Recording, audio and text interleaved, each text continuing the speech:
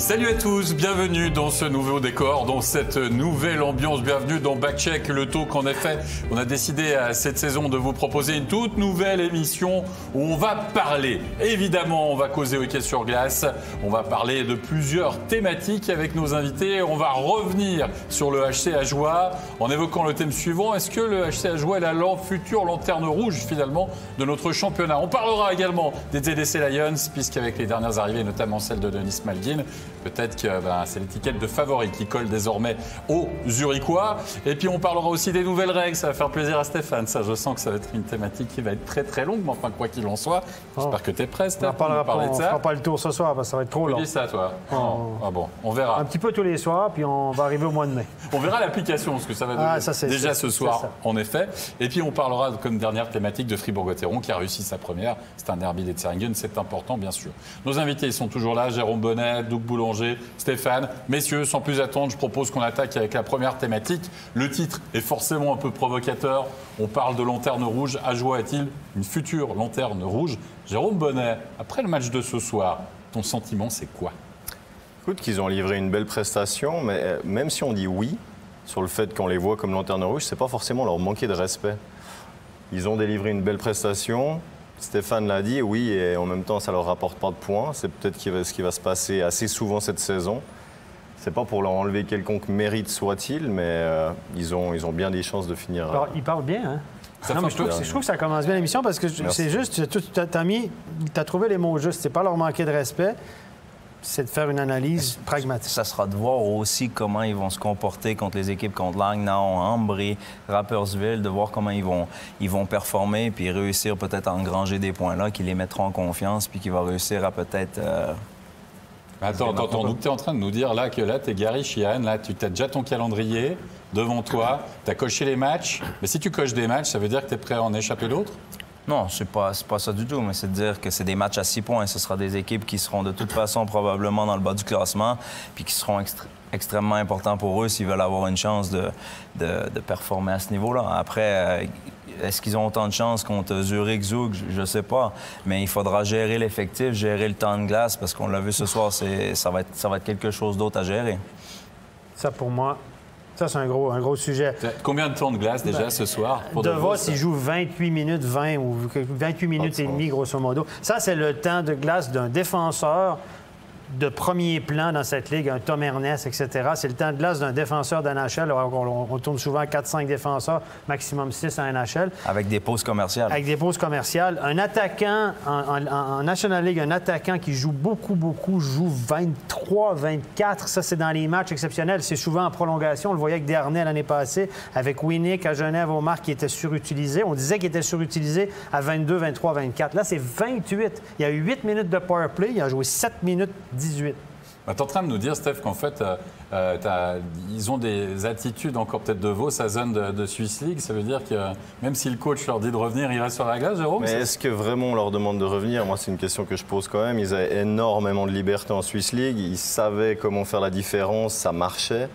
Aujourd'hui, c'est une autre histoire. Il n'y a pas que eux. Même dans le jeu, ils peuvent pas. Le système n'est plus de Vos à zone. C'est 5 joueurs qui doivent jouer ensemble. Le temps de jeu là, de 28 minutes, ça fait aucun sens. Ça fait aucun sens. Dans un match de 60, le Duc a joué 23. S'il y en a un qui peut jouer 28, c'est le défenseur, le meilleur défenseur de l'équipe. L'étranger peut jouer peut-être entre 25 et 30. Dans un match où on pense qu'on peut gagner, tu surutilises ton gars, tu as 8 minutes de power play, tu as moins de piqué, OK. À zone, 26. À Slin, c'est un petit peu moins que 23, 22 minutes se sont fait. Est-ce que c'était juste pour le premier match qu'ils ont voulu forcer pour essayer de gagner la nouvelle arena, partir la saison du bon pied? Ça pourrait être aussi le cas, là. Donc, attendons de voir comment ils vont gérer toute la saison, puis surtout de voir aussi comment ça va tenir. Donc, le prochain match va être important de voir comment les gars rebondissent. Tu l'as bien dit, Gaétan Haas, d'attaquant le plus utilisé de Bienne. 19-34 ce soir. C'est peut-être des adaptations qui vont se faire aussi du fait qu'ils aient plus de statistiques dans leurs mains. Hein. Peut-être qu'ils voyaient... Alors, ça se voyait, mais il n'y avait peut-être pas forcément le temps exact de jeu avant. Personne n'en parlait trop. Maintenant, c'est flagrant. Vous voyez, la première soirée de la saison, on en parle. Ils vont devoir s'adapter. C'est 3 matchs par semaine. N'oubliez pas que cette ligue-là, c'est mardi, vendredi, samedi. Tu ne peux pas jouer 28 minutes 3 fois par semaine. C'est quand même un peu un aveu de faiblesse aussi. Peut-être par rapport aux autres blocs. Voilà. lors du premier tiers, le bloc d'Hubert, là, il me semble, on l'a plus vu, Doug. Et puis ensuite, il s'est un peu effacé. On a moins entendu, en tout cas, ce bloc-là, non? Ben, on a voulu pousser, reprendre le rythme, essayer de revenir dans le match. On a parlé des unités spéciales. Je pense que 7 minutes 17 sur les 8 minutes en powerplay. Donc, ça a montré le temps de jeu qu'il n'y a pas eu de deuxième powerplay ce soir. On a utilisé que le premier. Et ça va faire partie des ajustements. Je ne suis pas trop inquiet de leur côté. Ils vont trouver les solutions d'équilibrer un petit peu ça. Mais ça fait quand même... Ouais, c'est choquant quand tu regardes le chiffre. On revient à la thématique du jour, quand même, la lanterne rouge. On a lancé un sondage sur nos réseaux sociaux, messieurs, pour savoir combien de points allait faire le HCA. C'est-à-dire plus ou moins 30 points. C'est un peu ça la question. Est-ce que vous attendez à ce que Ajoie fasse moins de 30 points cette saison? Plus que 30 points, moi je vous propose de regarder justement les résultats de ce fameux sondage. Alors moins de 30 points, 37% des votants, que ce soit justement sur les différents réseaux sociaux de MySport, et 63% pensent tout de même qu'Ajoie va faire plus de 30 points. Il y a peut-être beaucoup de supporters à Joulot qui ont voté Jérôme, mais tu le disais en fait, lanterne rouge, il n'y a pas forcément de honte à dire ça par rapport à la future position finalement du HC Ajoie, mais saison réussie à plus de 30 points, sûr, et à moins de 30 points déception, quelle que soit la place finale, j'ai envie de dire, au classement. Moi, j'adore voir ce résultat parce que c'est la preuve qu'il y a cette ferveur jurassienne qui est extraordinaire. J'imagine qu'on peut se dire qu'il y a à peu près 70% des gens qui ont voté qui sont jurassiens. Et c'est ce qui fait la beauté, en fait, de ce club. C'est ce qu'on a pu vivre aussi l'année passée. C'est toute cette ferveur et cet engouement que ça peut amener. Et je suis très content de voir ce résultat parce que ça prouve que le public est ultra content de les voir à ce niveau-là et qu'il croit en eux. En fait, on dit 30 points. Pourquoi on a dit 30 points, messieurs? Tout simplement parce que Rapperswil avait fait 32, je crois, ou 31 points lors de sa remontée finalement de National League. Doug, est-ce que c'est le score en points qu'une équipe de néo-promu, qu'un néo-promu, finalement est capable de faire quand il fait le grand saut dans la meilleure ligue? En toute honnêteté, je pense que c'est pas important parce qu'à Ajoie, il n'y a pas de relégation à ce côté-là. Ils ont 2 ans sur le projet. Il va falloir qu'ils s'accrochent aussi là-dessus. Quand on regarde Rapperswil il y a quelques années, c'était une victoire sur les 12 premiers matchs. Donc, ça va leur prendre du temps aussi s'ajuster, d'aller engranger des points. Est-ce que le total fait ta saison est réussie ou pas? C'est plutôt de savoir s'ils ont donné un spectacle puis s'ils sont capables d'être compétitifs. Moi, si Ajoie réussit à donner des matchs comme ils l'ont fait ce soir sur une base régulière de 3-4 fois sur 5, je pense qu'il y a des joueurs qui vont briller puis qui vont faire des bonnes choses. Donc, et ça sera positif pour notre hockey parce que le spectacle ce soir qu'ils ont donné était bien. C'est ça, il faut réussir les matchs à domicile finalement, quoi. Steph?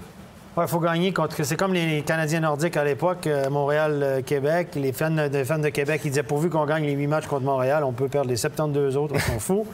Donc non, mais je pense pas que c'est à ce point-là. Évidemment, c'est un derby, il y avait beaucoup d'émotions. Moi, j'ai aimé le comportement d'Ajoie ce soir. On a senti cette équipe...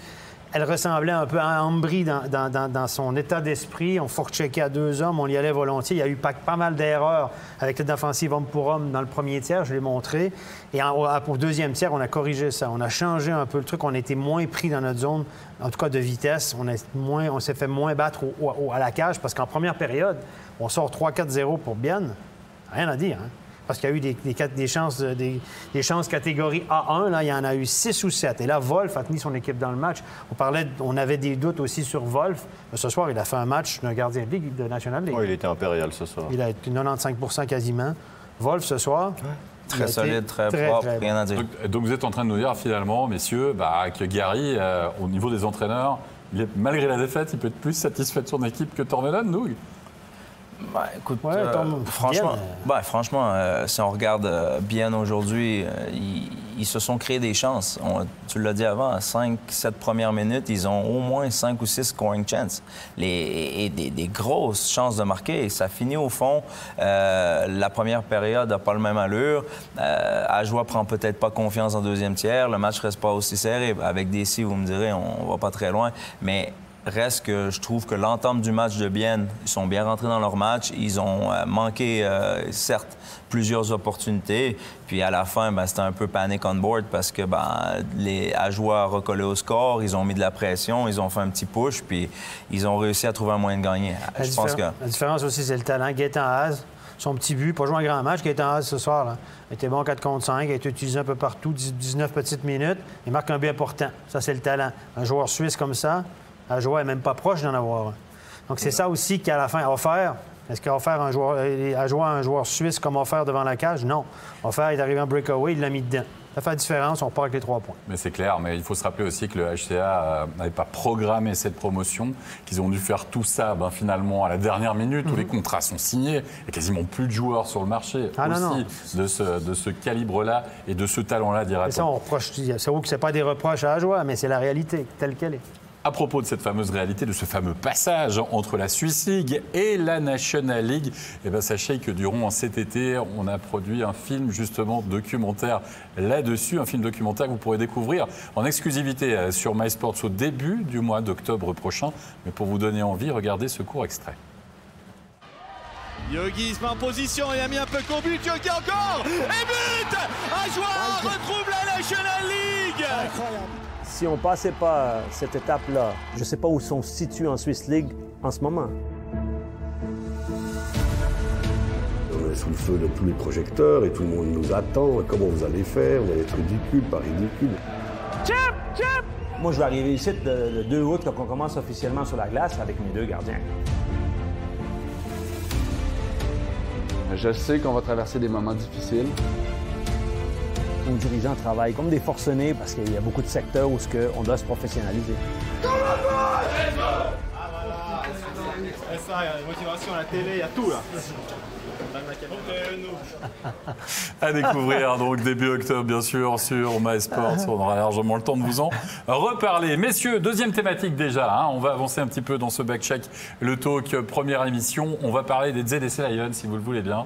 Parce que les ZSC Lions ont confirmé Quenneville, d'abord. Ça, c'est la première chose. Et puis surtout, un certain Denis Malgin, Doug, qui débarque dans une équipe déjà bien fournie. Est-ce que j'ai envie de dire, ça va faire toute la différence, Denis Malgin, pour Zurich? Écoute, c'est sûr qu'il va faire terriblement de bien. 5 étrangers, déjà un punch offensif qui est monstrueux pour cette équipe. Je pense que Zurich va être excessivement dangereux cette saison. Puis j'ai hâte de voir, entouré comme il va l'être, qu'est-ce qu'il va réussir à produire. Parce qu'il est bon. Il a été aligné sur le 3e bloc. C'était ce qui était marqué sur la feuille de match. On va avoir un gros problème de gestion de vestiaire, tu penses? C'est ce que j'allais dire. Effectivement, c'est plus compliqué. Et quand tu as autant de bons joueurs, c'est de faire en sorte que tout le monde soit satisfait ou que tout le monde au moins adhère à ta méthodologie. Là, il y a beaucoup de noms. Là, Grunberg, si Richard Grunberg n'a pas de succès avec cette équipe-là, les gars... Ça devient délicat. Son étoile qui est si brillante depuis des années parce qu'il a gagné les titres avec la Suède, elle va pas lire un peu. Parce que là, mais son rôle à lui, ça va être de jouer la baguette du chef d'orchestre. Dire, faut les égaux, un peu de temps de glace pour tout le monde. On parlait d'Azon puis DeVos, 7 minutes sur le power play ce soir sur les 8. À Zurich, tu fais ça, là. Tu te fais tuer du regard par au moins 5-6 gars. On t'a regardé, on dit, coach, tu fais quoi, là? On peut-tu jouer, nous aussi, là? On est payé. Mais quand tu signes un peu tout ça, alors OK, Quenneville était prévu, mais c'était pas encore tout à fait sûr. T'as Malgin parce que t'as l'opportunité, même si c'était déjà dans le pipeline, t'es d'accord, Steph? Depuis le début de l'été, on savait qu'il y avait de fortes chances qu'ils reviennent en Suisse, qu'ils reviennent à Zurich. Ces gars-là, messieurs, là, quand ils vont signer les contrats? 4 ans pour Denis Malgin. C'est pas pour jouer sur le 3e bloc, t'es d'accord? Non. Ils ont des discussions avant. Il ne vient pas que pour le projet. Théoriquement, c'est pas le directeur sportif qui décide du temps de glace, c'est le coach. Le coach, il dit, moi, tu m'envoies les joueurs, donne-moi les joueurs, c'est moi qui décide du temps de glace. Dans un monde parfait.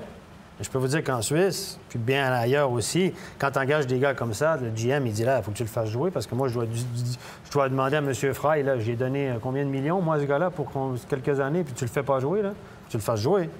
C'est comme ça que ça se passe. La communication entre le directeur sportif et le coach, c'est ultra important. Parce que si le coach lui dit, écoute, moi, mes lignes fonctionnent, je vais pour l'instant pas les toucher. Puis qu'il y a un Denis Malgin qui débarque, il faut faire avec. Et là, le mettre sur le 3e bloc, je pense qu'il va le tolérer un petit moment parce que c'est de Zurich, mais que j'espère que ça va pas durer trop longtemps. Tu donnes les clés du jeu à qui, finalement, Doug, toi? Quand tu as autant de talent là, sur la glace, là. Il faut qu'il tourne. Faut qu'il tourne. Il a la possibilité de faire tourner ses 4 lignes, puis il est très solide. Là. Quand on regarde Quenneville ce soir, quand tu regardes des gars comme Pedretti qui étaient ça à 4, ils ont joué un très bon match, puis ils ont quand même eu du temps de jeu aussi. Là, c'est plus dans les matchs serrés où ce sera intéressant de voir avec quelle stratégie il va, mais au jour d'aujourd'hui, il faut qu'il tourne son banc, son effectif, puis j'ai hâte de voir qu'est-ce qui va se passer. Quand tu coaches contre Zurich, tu es coach de l'autre équipe contre Zurich, là, puis tu dis, bon, j'ai une première paire de défenseurs top-notch que je peux mettre contre le premier bloc adverse. Mais c'est qui le premier bloc à Zurich, les gars? Non, il n'y en a pas. Il y en a 3. C'est compliqué, il faut quasiment 3 checking lines en face. Fait que là, tu te retrouves avec tes défenseurs 5, 6, 7 contre la ligne Amalgam? Ben, c'est ça qui s'est passé ce soir. Hein? Wow, c'est ça.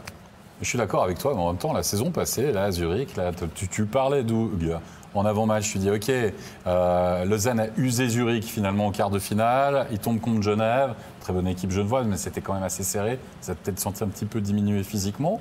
Tu avais besoin d'apporter peut-être autant de changements, enfin quasiment 3 nouveaux joueurs, hein, Quenneville, Azevedo et puis Malgin. Quand il y en a plus, il y en a encore. Hein. Ouais, mais les joueurs de rôle, un peu, la Kruger, là, qui te rendaient bien service de temps en temps, etc., t'avais... Enfin, je sais pas. Écoute, la nouvelle règle le permet. Je pense qu'ils ont utilisé ça. Puis ça faisait long. Sven Leuenberger était un de ceux qui prônait ça.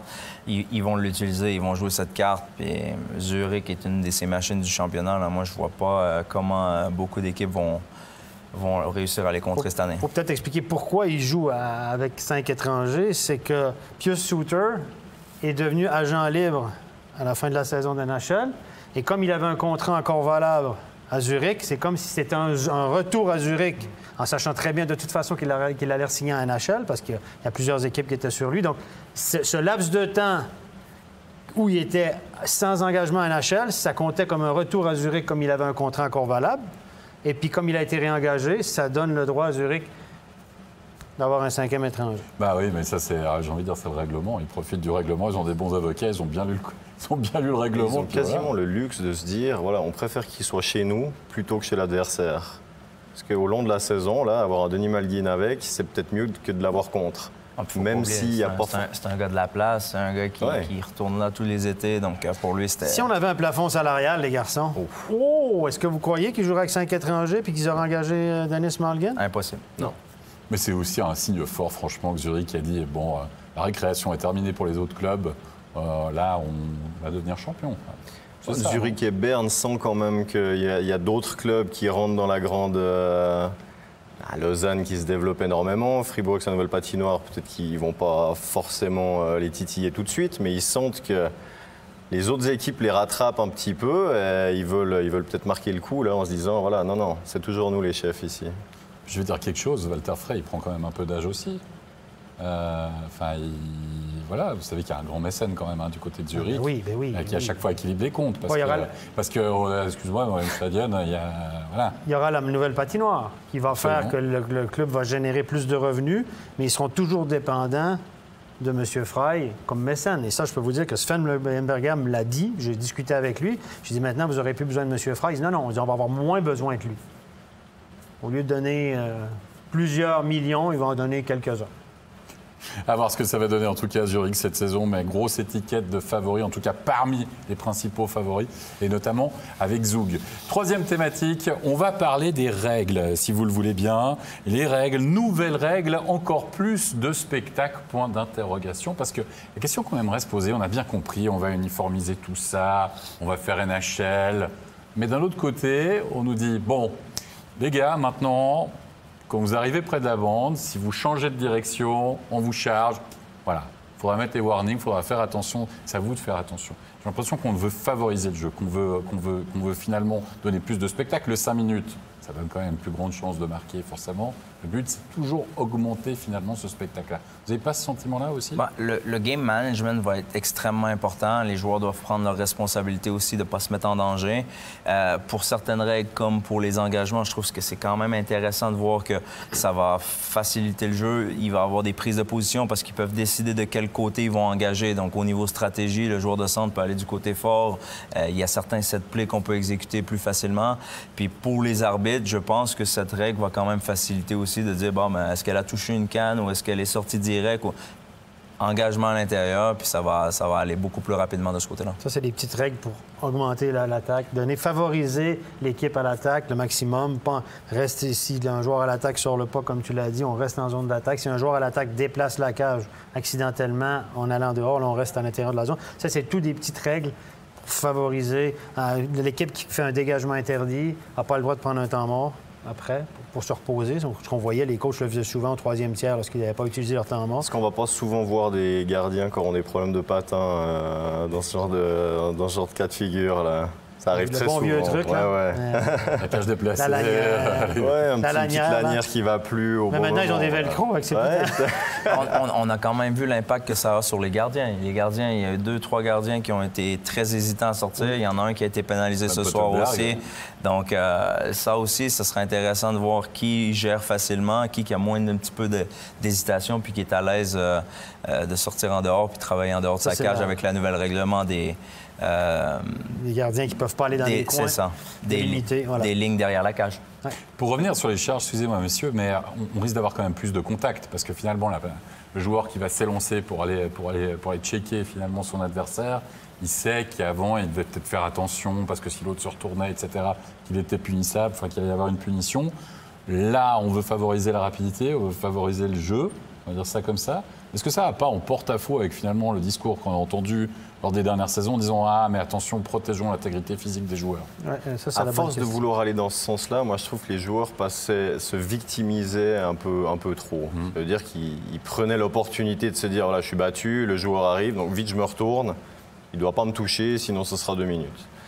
Là, au moins, ça responsabilise le porteur du puck à regarder ce qui se passe et à se protéger au cas où, mais ne pas juste se retourner de dos. C'était dangereux. Certaines fois, il y avait une fraction de seconde, les joueurs en face ne pouvaient pas réagir. On donnait la responsabilité à l'arbitre de décider de certains matchs par leur décision. Là, cette année, je trouve qu'on leur donne une marge de manœuvre de manager le match. Puis comme il n'y a pas la make match automatique ou certaines, on peut avoir un impact, mais on sort pas le joueur. Puis ça va faire aussi que les joueurs vont devoir prendre leurs responsabilités aussi en un fait, petit peu plus. On a travaillé depuis un X nombre d'années ici. Moi, quand j'arbitrais, c'était comme ça. À réduire la zone, à mettre de plus en plus de standards pour réduire la zone grise d'interprétation pour qu'il y ait le plus possible de blanc et de noir. En analysant des tonnes de vidéos, en donnant des concepts, en donnant des directives aux joueurs, ce que tu as le droit de ne pas faire. Tout ce qui était interprétable, on essayait de le réduire. Et là, avec le règlement de NHL, on donne beaucoup plus de latitude aux arbitres pour jouer dans cette zone grise en disant « OK, il y a eu tel coup, c'est un mauvais coup ». Mais le gars qui a reçu le coup a un degré de responsabilité parce qu'il s'est mis en danger. Je vous donne un exemple. Tu sais que la charge arrive, tu te penches pour éviter la charge parce que tu as peur ou simplement tu veux te faufiler, tu te fais écraser la tête. C'est un peu de ta faute parce que tu t'es mis en danger en te penchant. Tu t'es exposé à te faire écraser la tête. Je ne dis pas que c'est totalement excusable, mais là, il y aura une zone grise d'interprétation où l'arbitre pourra... La seule pénalité où il n'y aura pas de pardon, c'est la charge par derrière. C'est 5 plus méconduite pour le match.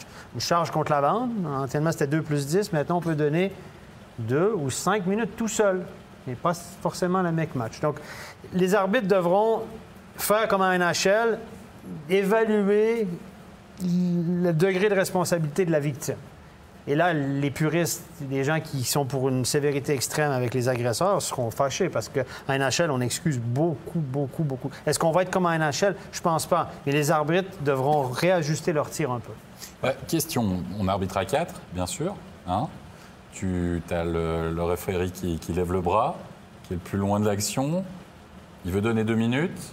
Ils discutent entre eux. Et l'autre dit « Non, mais ça, c'est 5, t'étais loin. » Ils ont toujours le temps. Une fois que la pénalité est sifflée, là, ils ont toujours le temps de dire c'est 2, c'est 5, ou c'est 5 make-match, ou c'est... le 2 plus 10 n'existe plus, mais ils ont les micros, Ils ont des micros maintenant. Petite oreillette. Donc, durant l'action, ils peuvent déjà se parler, mais quand on donne une pénalité, il peut y avoir un caucus à n'importe quel moment. On peut demander au juge de ligne, c'est ton angle de vue, toi, tu as vu quoi, qu'est-ce que tu en penses? Et puis après, arriver à un consensus pour les pénalités majeures. À noter qu'au contraire de la NHL, on a adapté le règlement dans l'ensemble, mais pas tout. On ne peut pas aller revoir les éventuelles pénalités majeures à la vidéo, comme le font les arbitres d'NHL. On n'a pas accepté ça en Suisse. Oui, on n'a pas très bien compris pourquoi, d'ailleurs. T'es d'accord? On n'a pas très bien compris pourquoi. On a posé la question et on a dit « Oui, non, mais parce qu'en Suisse, on a trouvé que c'était pas bien. On n'allait pas le faire, qu'on avait le PSO, puis que si ça mérite plus, grosso modo... Enfin, voilà. Par si contre, on s'est un peu gouré ou si on a été un peu trop gentil, il y a le PSO derrière, de toute façon, qui vont les revoir. Le fameux PSO, on n'en a pas parlé encore. Ça va venir. Ça va venir dans les prochaines semaines. Ce soir, il ne semble pas y avoir de cas... C'est qui, d'ailleurs, cette année? C'est les mêmes que d'habitude. C'est les mêmes. Je n'ai pas entendu de changement. Juste peut-être un sentiment, messieurs. On adapte là, le règlement international, donc en Suisse notamment à 75% comme celui de NHL, quelque chose comme ça. On va en pas supplémentaire vers la NHL. On peut imaginer dans un futur, je ne sais pas, 10 ans, 15 ans, de réduire la taille des patinoires aussi, que la norme NHL devienne la norme internationale. La IHF s'en va vers ça. Hein. Elle veut que ces championnats du monde se jouent sur des petites patinoires dimension NHL. Moi, je ne suis pas persuadé que ça, c'est un bon changement. Je suis assez sceptique sur les patinoires dimension NHL. Ça, c'est mon avis, mais il y a... Chacun... Si les IHF y passent, c'est quand même un signal assez fort. Ça, c'est Fazel. C'est la volonté de Fazel. Mais la Fazel quitte. Peut-être que le prochain sera d'un avis différent. Moi, je ne serais pas pour non plus. Je trouve que ça garde deux aspects bien différents du hockey entre Surtout le nord-américain et l'européen. Tous nos clubs professionnels viennent de changer aussi. Ils ont tous des nouvelles patinoires. Donc, je pense que ça va prendre encore 20 ans avant qu'on pense à un autre format. Dans le profil des joueurs aussi, tu apprends quand même à jouer dans les grandes patinoires plutôt que sur les petites. Allez, messieurs, on va parler du dernier thème de cette soirée. On va parler de Fribourg-Gotteron. Ce soir, c'est un derby d'Etzeringen pour commencer face à Berne. Mission réussie pour Fribourg. Premier buteur de la saison pour Desharnais, Kiki Motter en forme, Reto Berra, big save. Bon, j'ai envie de dire, Jérôme Bonnet, peut-être que la stabilité a du bon du côté de Fribourg, non? La stabilité a du très bon. Nous, on ne se fait pas trop de soucis pour eux cette saison. On se fait peut-être du souci pour la suite, savoir si le cycle va continuer, s'ils ont anticipé certaines choses. Mais cette année, ils ont une équipe, alors on le sait, Fribourg, c'est comme une famille, leur vestiaire. Ils s'éclatent sur plein de choses. C'est vraiment des vrais amis. Et je pense qu'ils peuvent ramener ça sur la glace et faire très mal. C'est ce qu'on entend souvent de Fribourg, dans les coulisses, que l'ambiance est vraiment très bonne. Ce groupe de joueurs-là s'entend très bien. Il y a une excellente chimie. Et ça, c'est pas tout le temps. Hein. Toi, tu as fait des équipes de hockey, on sait ce que c'est. Il y a des années où l'ambiance n'est pas forcément bien parce qu'il y a des clans, les gars ne s'entendent pas. Il paraît qu'à Fribourg, on construit beaucoup là-dessus, on mise beaucoup là-dessus. Parce qu'il y a des clans où il y a beaucoup de mouvements aussi, qu'il ne va pas y avoir une structure, une ossature stable. Fribourg, là, et puis depuis un bon petit moment maintenant, ils ont encore additionné ce qu'il fallait, notamment sur la défense. Donc cette année, oui, ils ont plein de... Ça, c'est un bon point. Quand on voit le match de Diaz ce soir, quand ça a été serré ou ça allait un petit peu moins bien, tu reviens avec Gunderson, Diaz, tu peux calmer un peu le jeu. Ça rend de fiers services. Ouais. Et puis avec le puck, il est excellent sur sa ligne bleue. Petit fake shot. Prend du temps sur le powerplay, franchement, c'est le général. Là, puis il a fait une grosse différence ce soir là, sur un paquet de petits détails. Quand Fribourg était peut-être un petit peu plus stressé ou Berne venait plus fort, ils ont été capables de faire la différence là-dessus. Les étoiles sont bien alignées, c'est-à-dire qu'on n'a pas de blessures, de malchance et tout, parce que l'effectif est mince. Hein, et on n'a pas un gros contingent. Et Christian Dubé le répète à qui veut bien l'entendre. Il ne faut pas qu'on ait de pépins parce qu'on n'a pas de profondeur, etc. Les étoiles étaient alignées l'année passée. Et si les étoiles sont alignées cette année, Kylian Motet continue son bon travail, ajoute Diaz, ils ont une belle carte à jouer. Être champion, ça, c'est une autre histoire, mais une belle saison, possible d'être dans le top 6. Moi, ce que j'aimerais voir, c'est vraiment un Fribourg en play-off, à savoir qui nous démontre que c'est vraiment une équipe qui peut faire mal en play-off. Ça serait très joli à voir cette saison. Peut-être qu'avant, puisque c'est que le premier match de la saison, messieurs, de parler de play-off pour Fribourg-Gotteron, revenons sur Raphaël Diaz quand même. Parce que, voilà, on parle des top transferts suisses. Il n'y a pas si longtemps en arrière encore, les clubs romans, pour avoir des top transferts suisses comme ça, c'était nada. Ça n'existait pas, vous étiez d'accord? C'était hyper rare. Tout d'un coup, tu avais un joueur que tu pouvais prolonger, qui causait, etc. Ou un clubiste qui restait, voilà, à l'image de Julien Sponger, par exemple, pour Fribourg-Gotteron. Mais là, Raphaël Diaz... Tu vas chercher capitaine d'équipe de Suisse, tu vas chercher un type qui a joué à Zug en dehors de son expérience de NHL tout le long dans ce club-là, gagne le titre avec Zug. Bon, il avait déjà signé son contrat à Fribourg, d'accord, mais tu arrives à être assez sexy, j'ai utilisé ce mot-là, Fribourg, pour dire à Diaz, viens faire ta fin de carrière chez nous. Une année de plus de contrat, c'est ce qui a fait tout le sexy de Fribourg, c'était de donner 4 ans au lieu de 3. Tu crois qu'il avait vraiment besoin de ça, finalement? Mais ils ont des budgets aussi avec leur nouvelle infrastructure qui évolue. Ils peuvent se permettre peut-être un peu plus que les années précédentes. C'est aussi, les infrastructures, c'est quand même des rentrées d'argent conséquentes en plus par rapport à leurs anciennes arénas. Fribourg n'a jamais eu d'aussi gros budget cette année. Serait-il un peu en baisse à cause des pertes de l'année passée? Et Fribourg n'a jamais travaillé avec un aussi gros budget, comme Bienne probablement, comme Genève, comme Lausanne. Donc en Suisse romande, on le répète, on a eu des nouvelles patinoires, des nouvelles structures. Les seuls qui ne sont pas rendus là avec les infrastructures, c'est Genève. Puis ça devrait s'en venir, quoi. Ouais, donc d'ici 10-15 ans, on va espère, avoir le premier coup de pelle.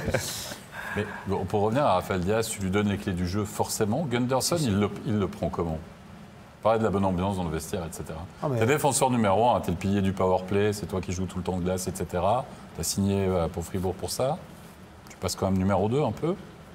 Est-ce que ça prend une certaine humilité à un moment donné? Lui, il a déjà tout prouvé dans sa carrière. S'il a une soirée où ça va un peu moins, peut-être qu'il est content qu'il y en ait un qui puisse faire le travail à sa place. Si tu veux gagner, il faut que tu aies d'autres joueurs. Si tu veux gagner un championnat et d'avoir un titre, parce que faut que tu aies des joueurs autour de toi. Tu peux pas dire je veux être le kingpin, je veux pas de compétition, mais je veux gagner le championnat. Puis t'as un gaucher de qualité en défense, t'as un droitier aussi qui peut jouer de grosses minutes. C'est important aussi. Fribourg-Gotteron, stabilité, Reto Berra. On est allé chercher Reto Berra. On va chercher Raphaël Diaz. Par les objectifs, là, tu parlais de play-off. Si Fribourg passe pas les quarts de finale, ce sera un échec? C'est un petit peu la question qu'on a maintenant. On revient sur les play-offs. Voilà, non, mais on revient sur les play-offs. Mais tu dis, tu vois, tu vises la stabilité, tu vas chercher un élément. Oui, mais si tu vas chercher Reto Berra, c'est... Désolé, c'est pas pour crever en quart de finale au play-off. Finalement, c'est ce qu'ils cherchent à obtenir. Une équipe comme Genève, par exemple, on le sait, même s'ils terminent 6e, ils se retrouvent en finale parce qu'ils ont la hargne, ils ont ce petit quelque chose de spécial. Cette petite étincelle des play-offs, et c'est ce qui manque un petit peu à Fribourg, et on espère qu'avec ces additions-là, ils puissent...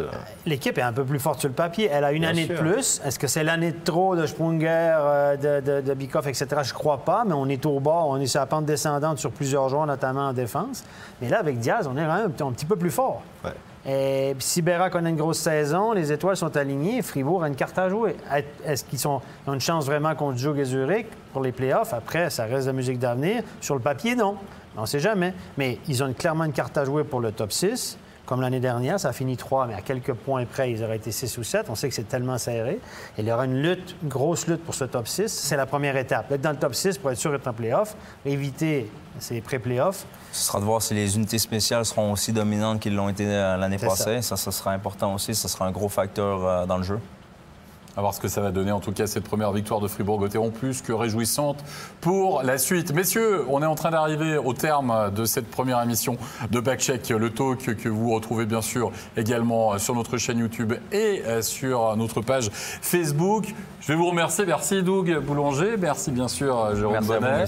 Le hockey sur glace, ça continue sur MySports. Rendez-vous demain. Il y a un match isolé. Il ne faut pas oublier entre Lugano et Rapperswil. Le premier match avec Chris Maxorley à la bande pour son retour bien sûr avec cette équipe de HC Lugano. Et puis nous, Stéphane, on se donne rendez-vous vendredi, bien sûr. Nouveau match studio. On va faire ça entre Bienne et Lausanne. Rendez-vous donc cette fois-ci à 19h40. Merci à toute l'équipe technique pour la réalisation justement de cette grande première.